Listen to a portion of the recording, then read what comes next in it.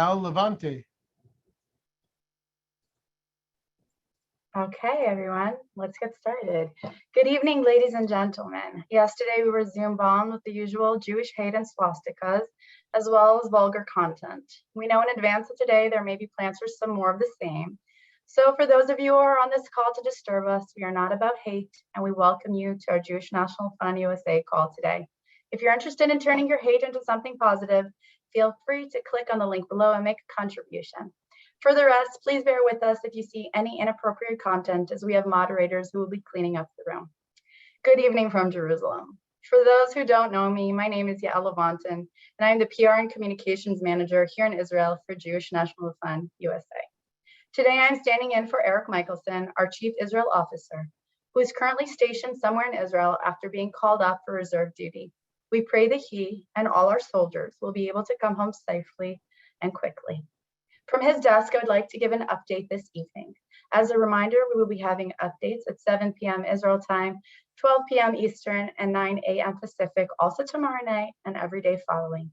I want to thank the President of Jewish National Fund USA, Sol Lieberman, the Board of Directors, and the task force chairs and committees, because everyone is playing a dynamic role. And of course, I'd like to thank all of the partners of Jewish National Fund USA.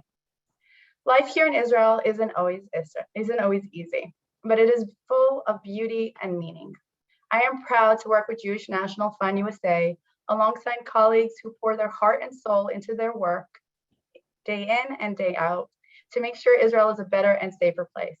It takes a lot of time, commitment, and hard work from our team, but the passion for our land drives us and makes sure that we get things done. But the secret ingredient is that we have a teamwork and we work together and we make things happen. Today, after a short update, we will hear from three very special people. Ofer Kissin from Kerem Shalom, James Grant Rosenhead from our MAKOM community in HaGalil, and Michal from Western Galilee Now, and from our very own Jewish National Fund USA Western Galilee Now Tourist Information Center that sadly was broken into and heavily damaged in the riots in Akko. But first, a national update. Hamas fired several rocket attacks at southern and central Israel late Tuesday and early Wednesday, with Hamas claiming it targeted Israeli Air Force bases during the strikes. They did not. Red alert sirens ran off throughout the Gaza border communities and in the southern coastal cities of Ashdod and Ashkelon, and in central towns as far as the north as Rehovot and Palmachim. There were no reports of damage or injuries from the rocket fire that began at around 8 p.m. and continued past 2 a.m., with many of the projectiles being intercepted by the Iron Dome missile defense system, which costs approximately $50,000 a missile, which means that every dollar spent on a missile is a dollar less spent on cancer research, on ALS research, or on healthcare for our citizens, or making the world a better place. Gaza border towns had a 3-hour break from rocket fire from 2:30 to 5:30 a.m. At least 300 children under the age of 6 got a break from sirens from 2:30 to 5:30 a.m. Who lives like that?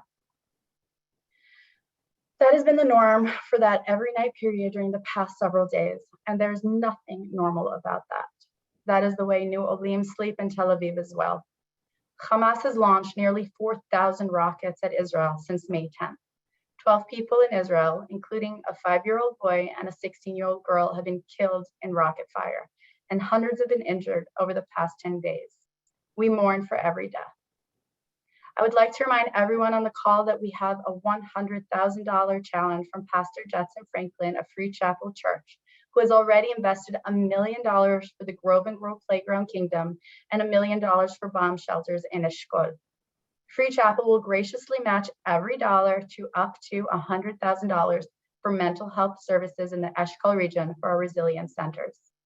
There's an incredible need for therapy in the region for all ages, young children, teenagers, parents, and older adults with PTSD. Tomorrow, on Thursday, we will have a therapist from the region speaking on our call, so please stay tuned for that. This week, 250 families with small children are being taken out of the region for some much needed rest. We need to raise $250,000 to continue this important work. Miriam will share the link below. Throughout this difficult stretch, We will continue to support the land and people of Israel, and we encourage everyone to do the same to the best of their abilities. There are many ways to get involved and to help. The most pressing needs today for our friends and families in Israel are relocation for the most vulnerable residents from the Eshkol and Shar HaNegev regions, including elderly residents and those who do not have access to shelters in their home, as well as families who need to be evacuated. Each family relocated is $250 above government subsidy, providing much needed breaks for kids from the entire Gaza Envelope region, including day trips to spice sites and activities with other affiliates for 400 kids per day. The cost for each bus per day is $5,000, and that includes activities and their counselors and food, and there's 40 kids on a bus. Anyone can sponsor a bus for $5,000. Please contact your local professionals or through the link provided by Miriam below in our chat.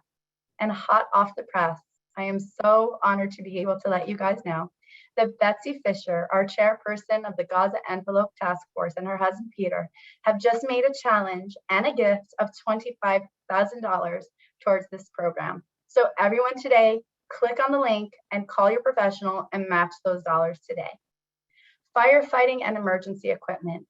We have wagons that are $50,000, quick response vehicles that are $75,000, fire trucks for $125,000, and new firefighting stations for $250,000. To fully equip a volunteer firefighter is $1,800. The link again will be down in the chat. We're building bomb shelters, and that can go anywhere between $50,000 to $250,000, depending on the size for permanent structures. And of course, like I mentioned, social services and therapy programs. So please pick up the phone and call your local professional. As Israel remains under fire from Hamas, the Jewish National Fund USA will continue to stand with the land and people of Israel throughout these trying times. We have 3 incredible speakers tonight. So tomorrow we will start the call with giving an update from our affiliates. Our first speaker tonight is Ofer Kissin from Kerem Shalom. Ofer lives 1/4 of a mile, not even, from the border. And if you heard on the news, the humanitarian aid into Gaza was bombed by Hamas at the Kerem Shalom crossing just yesterday. 15 years ago, Kerem Shalom was closing its doors, but Jewish National Fund USA and a group of pioneers said no way. One of them is Ofer, and he will tell his story today. Ofer is the former head of security for Kerem Shalom. He and his family, which consists of his wife and 8 children, have lived in Kerem Shalom for 11 years. His oldest daughter is also the first second generation to come back and to live in the kibbutz. And please God, he will soon become a grandfather as well. So tonight he will share with us what life is like living on the actual border, where they have 4 to 5 seconds to get to safety when the rockets start flying. Ofer, are you on? Yes, I'm on. Okay, the floor is yours. Yes, you can hear me? So hello everyone from Kerem Shalom. Some of you may have known me. You have met me when you have been in Kerem Shalom, when we entered the new Sefer Torah to Kerem Shalom at Knesset 3 years ago, something like 2 years ago. I spoke in there, so some of you met me over there. Today we had some alarms. We went to the shelter, and I asked for your forgiveness if I will have to run to the shelter, because we just got an alert that they are going to shoot very soon on all the regions. So I'm waiting for the alarm to go on. So I'm asking in advance for your forgiveness. Well, I came to Kerem Shalom 11 years ago, and almost as I got here, I've been asked to replace my former because he has been hit directly by a mortar and badly injured. And I took Ofer, can you speak louder, please? Some people are having difficulty hearing you. Yes, I will speak louder.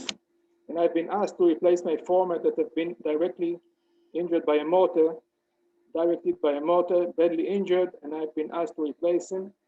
And I've been the head of security until something like a couple of months till the end of Protective Edge, which was a very, very problematic times with many, many big events at Kerem Shalom. with terrorists coming to the fence and rounds one after the other, and it was quite complicated. I came to Kerem Shalom with my wife and kids, my 4 biological and I have 4 adopted ones. Most of them are big. My 2 small ones are at the time in the army at the moment and serving. And we came over and we fell in love in the place. And we stayed. We are now members of Kerem Shalom. As she said, my daughter is the second generation that came to Kerem Shalom as a member with her husband. And we're expecting, I'm going to be a grandfather very soon. And we are on the 10th day for this round. We have till yesterday about 55 alerts, red alerts. We were running to the shelter, which just to understand each alert, we are speaking about number of rockets on the way to Kerem Shalom. We have damages at Kerem Shalom. I just want to share with you something. Can I bring up the presentation? Oh. You can share your screen, Ofer. Okay, I'll share the screen. Okay. Do you see it? Not yet, Ofer, no. Second. Just 1 second. אם זה לא עובד, פשוט תוותר.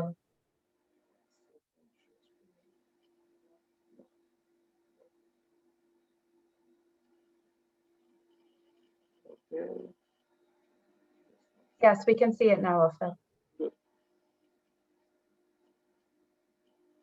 So we are under fire, as it said, Kerem Shalom, under fire because we are under fire.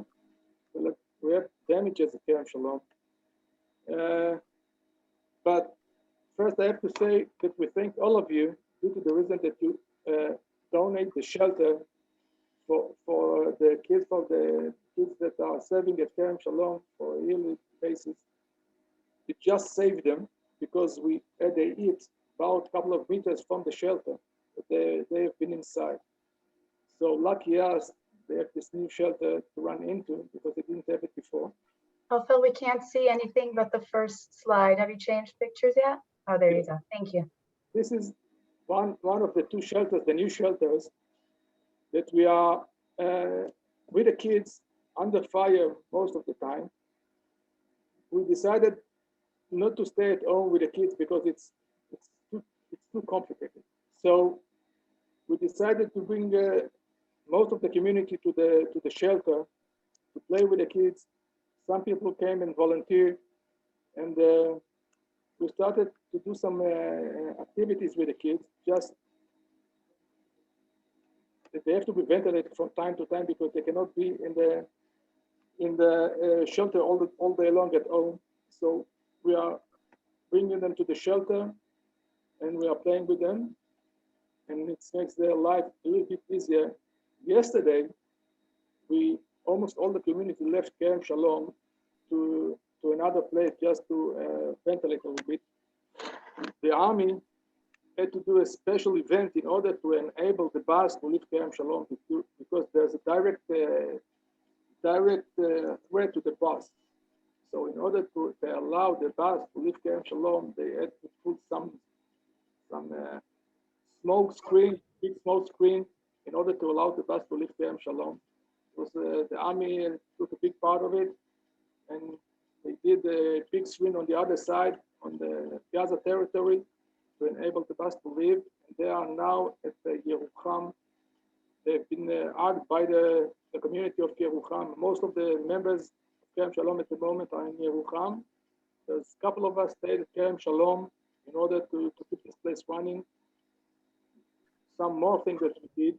What you are seeing here, we have many soldiers and troopers at the moment at Kerem Shalom that are taking part of this event. And due to the reason that the food is not good, it's not very good, all the community gathered together and we started to arrange donations and to bring fresh vegetable from the nearby farmers. Unfortunately, one of the farmers that donate vegetables to us, got the direct hit yesterday in his place, and two of his employers got killed, and some of them got badly injured, and we are helping him as much as possible. And some of the hits at Kerem Shalom, what you can see here is direct hits and damages to cars, to buildings, to the new houses, and to shelters. And it's not easy to live under this kind of threat of mortars and rockets. We did an estimation in 10 days between 150 to 200 mortars and rockets altogether at Kerem Shalom. As you can see, there's a lot of damages inside. None of the members got injured, lucky us. I was cut a couple of times outside doing some work during the alert, and it's not easy.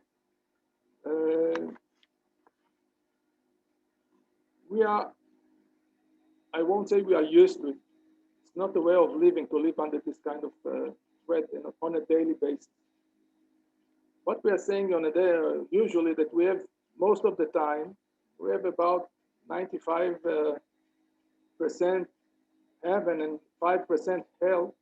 And these 10 days, we have 95% hell and 5% heaven between the alarms, which makes a little bit you can go bring something, it makes us life very complicated even to go to the toilet. I don't speaking about taking a shower, which is very complicated. My luck is not playing very good, because each time I'm going to the shower, I'm taking a shower, there's an alert. So run out from the shower outside to the shelter. It's not such an easy or pleasant event. But this is most of the life of people at Kerem Shalom. This is the most close place to the border. She said it's a quarter of a mile. Well, it is the border. There is no quarter of a mile. Kerem Shalom is on the border of Israel. It's the most close place to the border all over Israel. We don't have the time. We don't have the Iron Dome. The only place in Israel that Iron Dome is not working is Kerem Shalom. The other places near us, Iron Dome is working. We don't have this time. I told you when we spoke today, we have 6 minutes. Well, my neighbor yesterday went out to throw the garbage, and there was a fall of a mortar, and he was out, and then there was an alarm. So he was stuck outside, didn't know what to do. He was confused a little bit. Then he went to the shelter inside. But this is our life. We have today about 80 kids till the age of 18, and we have bigger kids, and we have about 66 members. All in all, we are about 200 people at Kerem Shalom at the moment. And most of the income are coming from the agriculture. Some of the people are working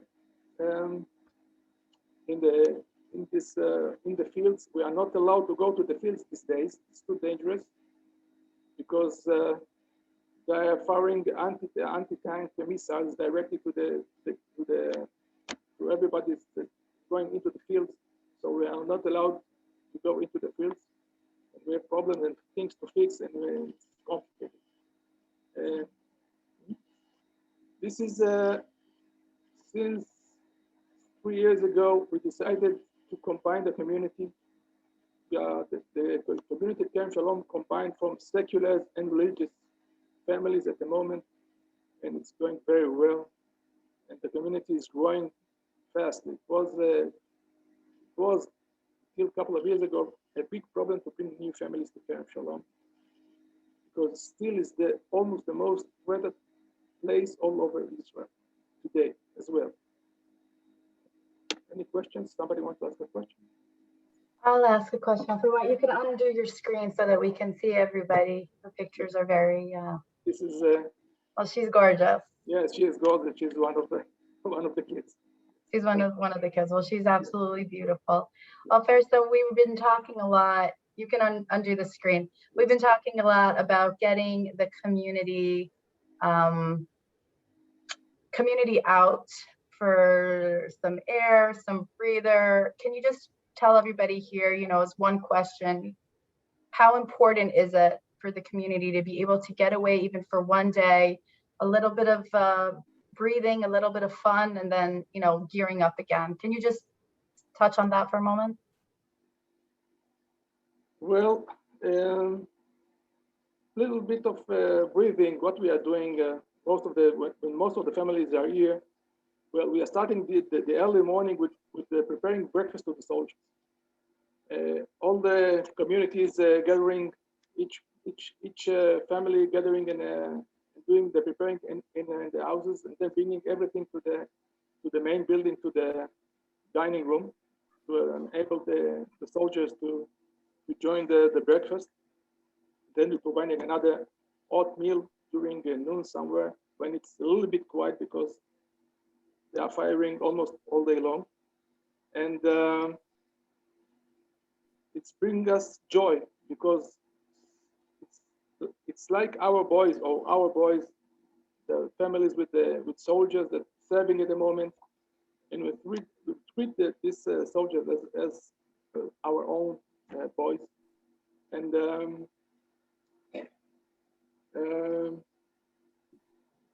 I'm just 1 year it's outside because there's noises outside, so Ofer, I'm going to let you go because I know there's crazy. I know there's a lot going on right now. I just wanted to say thank you so much for spending a few moments with us here instead of taking your shower or having your cup of coffee.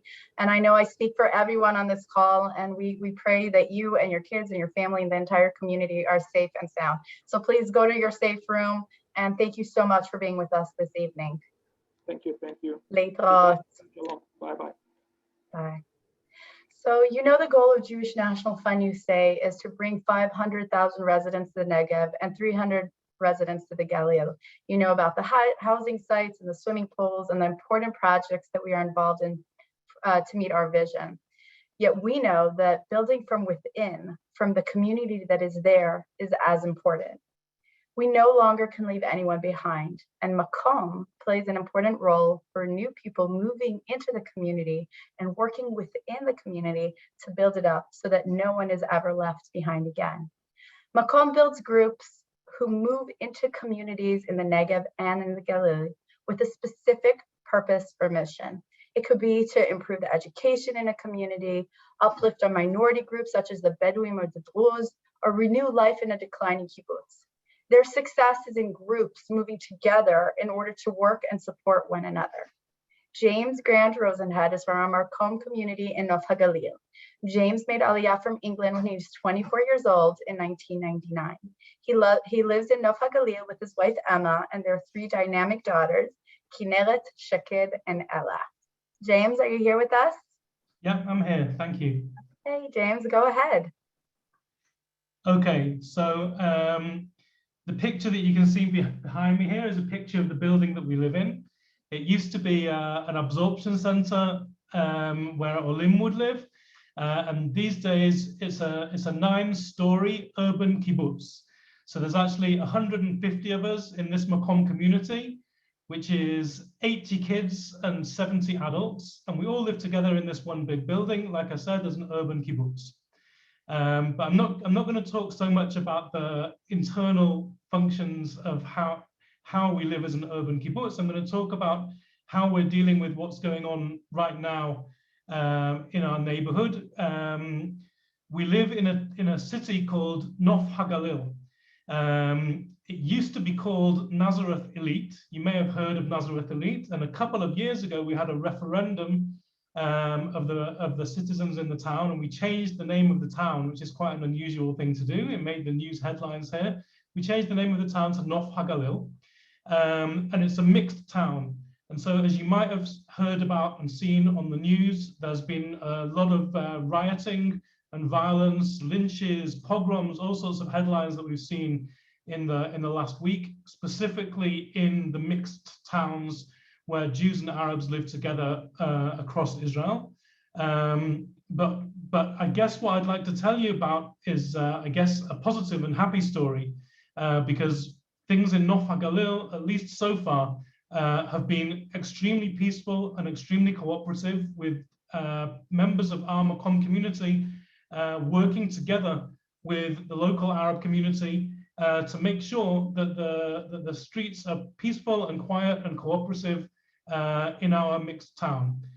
So if it's okay, I think I'm gonna show you a little bit of background first of all, just because most people have never heard of HaGalil. So I'm gonna show you on the map where we are. Let me try share and your share screen, James.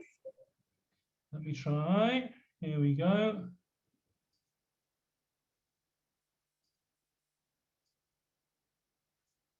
Can you see that map at this point? Yes, we can. Okay, so here's HaGalil. Can you see that? Can you see me pointing? Yes, we You do. can see that we're right next to Nazareth. Now, everyone's heard of Nazareth, thanks to Jesus. Nazareth is the biggest Arab town in Israel. It's about a population of 80,000, which is a mixture of about 70% Muslim and 30% Christian Arabs, which is the opposite to how it used to be. The demographic used to be a majority Christian town and a minority of Muslims. But it's, like I said, the biggest Arab town in Israel. We're here in HaGalil, right next door, with this main road in between. HaGalil is 40,000 people, so a relatively small town. And in HaGalil, the demographics are roughly speaking 30% Arab, and that's about half Muslims and Christians, but 30% Arab town. But I should point out that the first language in our neighborhood is not Hebrew. The first language out of that 70%, the first language is by far and away Russian. In our neighborhood, there's about 60% of the families that their first language is Russian. So that's a little bit of the background. I'm just going to zoom out so you can see where we are. So you can see Haifa over here and the Kinneret over here in Tiberias. And so we're sort of about halfway in between. If you were to draw a straight line across the north of Israel there from Haifa to Tiberias and go down a little bit, that's how you get to Nazareth and to HaGalil. So the route that I've got on here, the reason that I've drawn on this map is not just to show you where we are in Israel, but to share a personal story. You can see here my wife, Emma, and my daughter, Kinneret, because I've got GPS tracking on their phones these days, so that we can keep an eye out for each other, and they can also track me. But the blue line that you can see here is actually my wife's route home from work. She works as a social worker in Haifa over here. She works with women who are trying to get out of the cycle of prostitution for the Haifa municipality as a social worker. Last week on Tuesday, when she was about to set off from work to come home from Haifa down this blue track to HaGalil, we got a message from Sipori here. Can you see Sipori where I'm pointing to? So in Sipori, there's a horse riding ranch, a stables, and my middle daughter Shaked goes horse riding there every week. And they called us from Sipori, from the horse riding ranch, to say, don't come, don't bring Shaked to her lesson here today, because there's trouble on the road. I looked at Waze and I contacted the police and found out that there'd been a lot of rock throwing on the main road here at the junction of Sipori. And so I immediately called Emma, who was at work in Haifa, and asked her, how she's going to get home, because this is the main route. And again, we consulted with the police and we kept an eye on all the road updates. And everyone seemed to be saying that if she waited a couple of hours, then it would blow over and it would be safe. And sure enough, we saw the traffic jams on Waze disappear and clear up. And so Emma waited at work until about 7 o'clock, and then she set off home. So she got past Sipori here and saw loads of rocks on the roads, but the traffic jams had been cleared. And then if I can zoom in, you can see here Reina, which is a suburb of Nazareth. So after you pass Sipori and you come up to HaGalil here, you pass a major traffic circle here at one of the suburbs of Nazareth called Reina. And Emma came up to the junction here, and as she arrived at the traffic circle, suddenly on her right-hand side here at the traffic circle, she saw a huge burst of flames. And right at the junction, there was flaming tires and cars on fire, and youths with their face hidden and masked. And on the other side of the road, there was police arriving in significant numbers and getting out of the cars and vans. And she found herself literally at the junction as the clash was just starting between these two groups. And she basically stepped on the gas and managed to get through the junction before these groups met and got home. It was clearly very traumatic and very, very scary, but that was last Tuesday. Since then, every journey that we make, we're being very, very careful to get news updates and check what's going on where. And there's been a bunch of riots in the area. But now that's the scary background. But now I'm going to zoom in to what's going on here in our community in HaGalil, which is there's a few stories that I'd like to share. First of all, I'll mention this guy.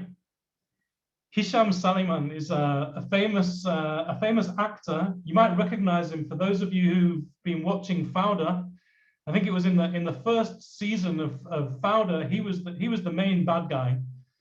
He was the main enemy. But he's actually an Israeli Arab actor from here. He lives in HaGalil,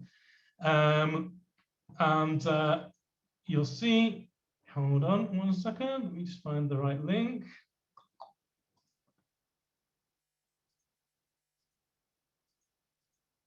You'll see here a newspaper headline, and this is him sitting with us.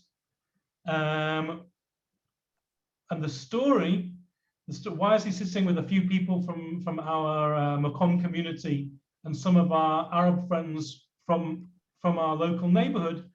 The story looks something like this. You may have heard about the story of lynches going on in multiple cities around Israel. There's been stories of Arabs being lynched by Jewish mobs and Jews being lynched by Arab mobs. So this guy here is a guy called Reuven. You can see his name here, Reuven Horai. He's a Lubavitch, Chabad, as we call it in Israel, guy. He lives here in HaGalil, in our community, and he gives out food parcels to the needy. And last week, he found himself in a nearby village of Kfar Kana, which is literally on that roundabout, the traffic circle where I pointed out before, where there's Reina on the one side. If you go in the other direction, you're in Kfar Kana, another neighborhood basically that borders on Nazareth. And Reuven went there to do some shopping, to go to a bakery, and he was stuck in the traffic in his car.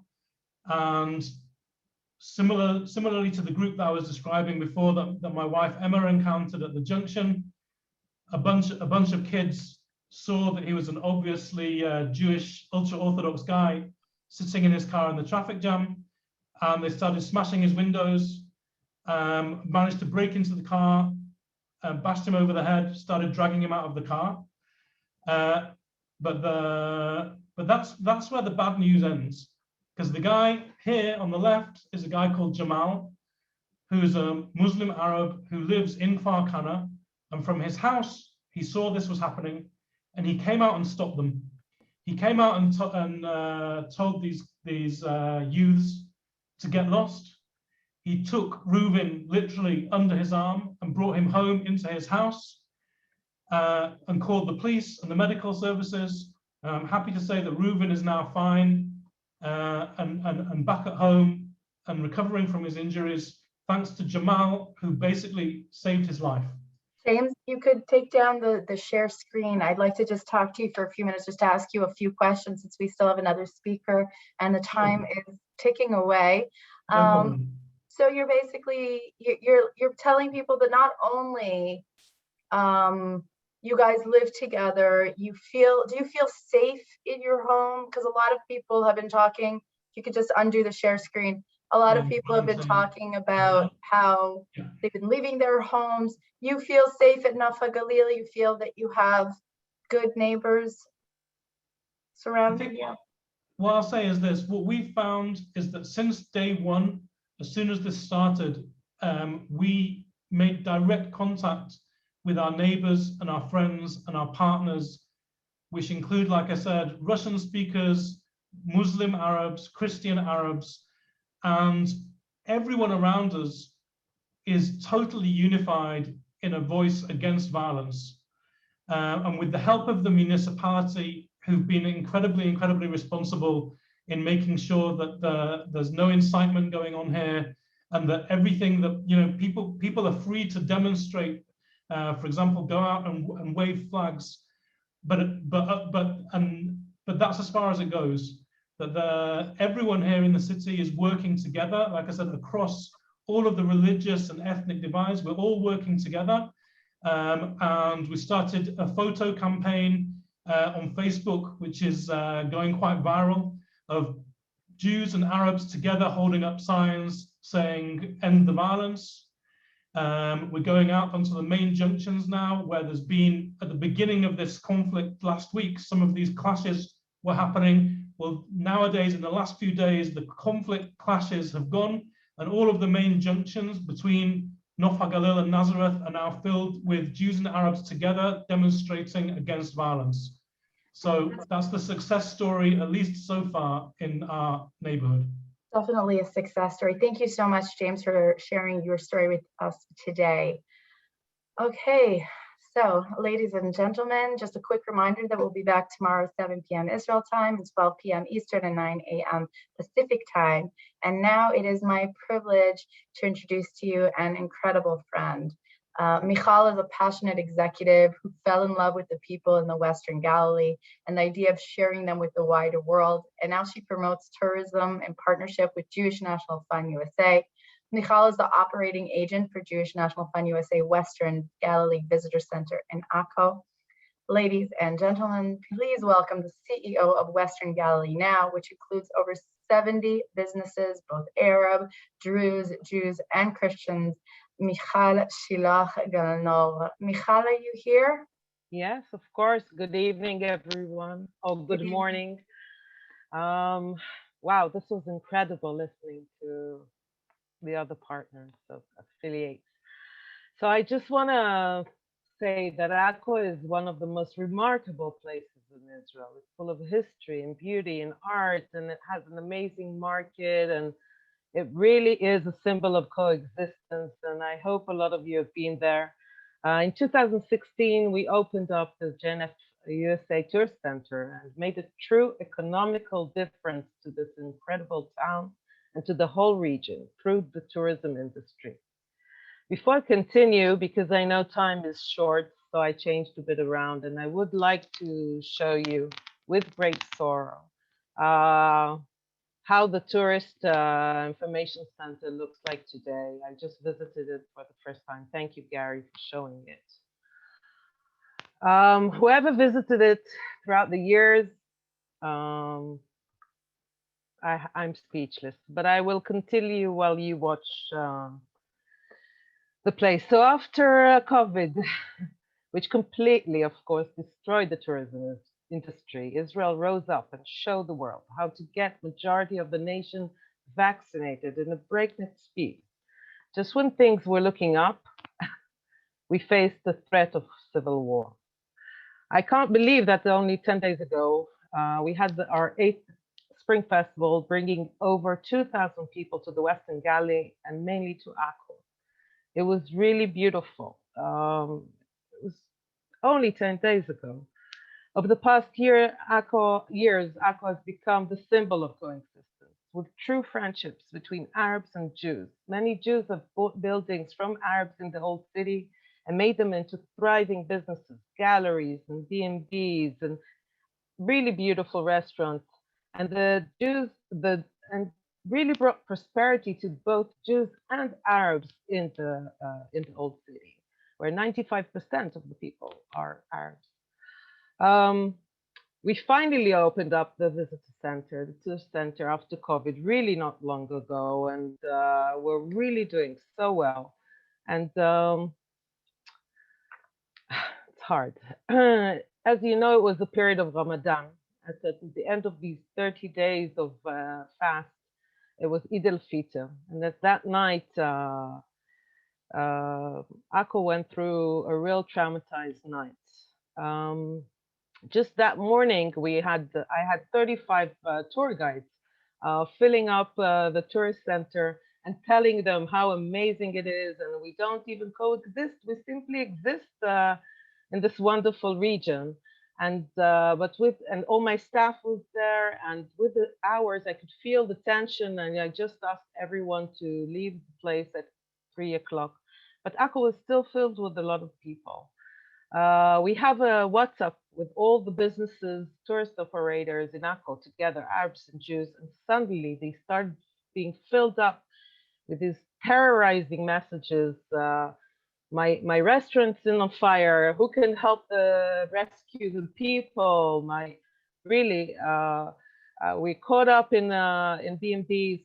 It was very traumatic, and I was just completely attached and watching my friends one by one cry out. And actually, it all happened with a group of rioters with black ski masks, and the people saving the other people were actually other local Arabs, which was quite amazing. But it was a true chaos, and very soon we realized that Uri Buri, which some of you might know, and the Effendi Hotel were put on fire. Uri Buri is completely gone, the restaurant, and really the cries for help were terrible. And I was just completely immersed in this WhatsApp until the alarm system phoned me, the security, at just midnight. And I just knew, although I was hoping nothing will happen to the tourist center, they opened and destroyed it as well. I kept phoning the police every 30 minutes, and they just said, we can't do anything. Akko is on fire every 30 minutes. I didn't know what else to do. Of course, I was in touch from the beginning with the JNF staff here in Israel, which were amazing. And we were just sad together, angry, hoping for everything to stop. This continued night by night, all of us very devastated.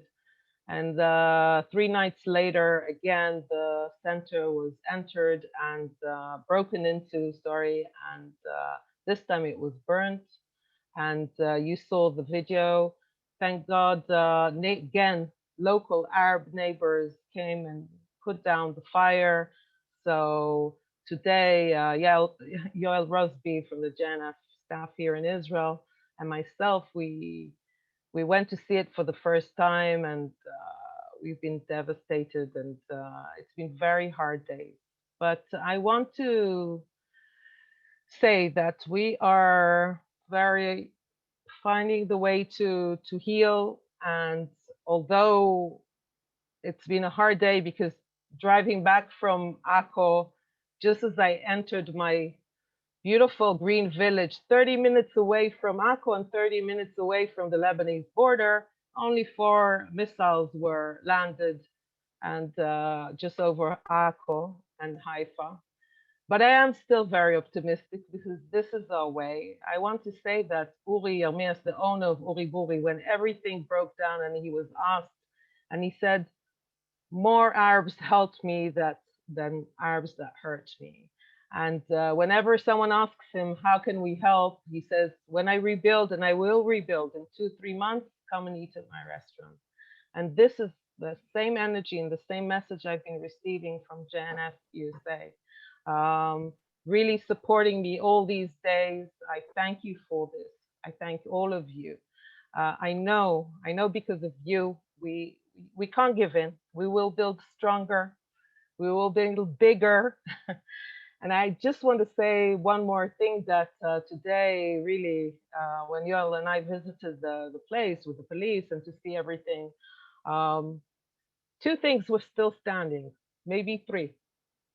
One is the big blue box The second is the donors wall, and the third was the mezuzah at the entrance. And I think that is so symbolic, and I think that says it all. And of course, yeah.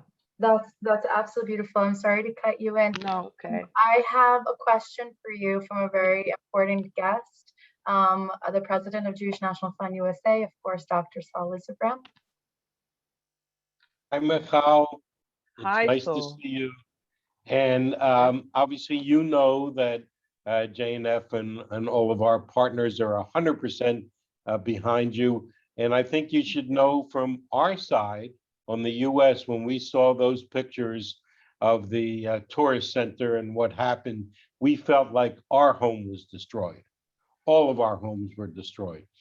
But we have all the confidence in the world that you are going to build it up bigger and better, and maybe even improve. I'm sure you'll improve from the little things that you learn over the years on how the traffic flows and how to even make it more efficient. So think of this as an opportunity to really to build up something even bigger and better. And I know you were one of the big promoters of the Buza ice cream, because we've gone there together. That's an ice cream place that is owned by Arabs and Israelis.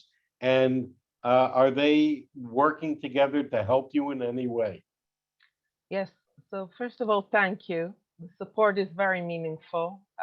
Yes, first of all, Buza is a true coexisting business, and they've been on every single TV and radio because people want to know. They really do it every day.